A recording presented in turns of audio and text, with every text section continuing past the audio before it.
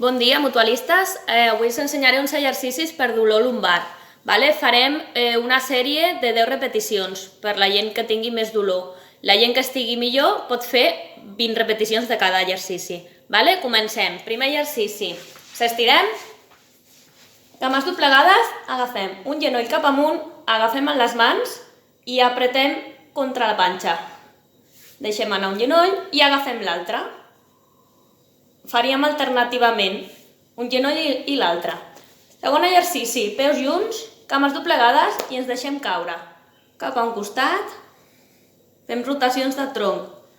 Al centre i rotació contrària. Tercer exercici, flexió de genoll.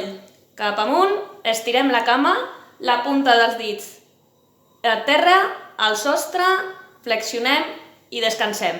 I ara faríem el mateix amb l'altre. Flexionem, estirem, punta mira al terra, punta mira al sostre i tornem. Següent exercici. Aixequem un genoll, la mà contrària, aixequem una mica el cap i apretem. Farem una mica d'oblics. Aguanteu 5 segons, descansem i farem contrari. Creuat, 5 segons i descansem.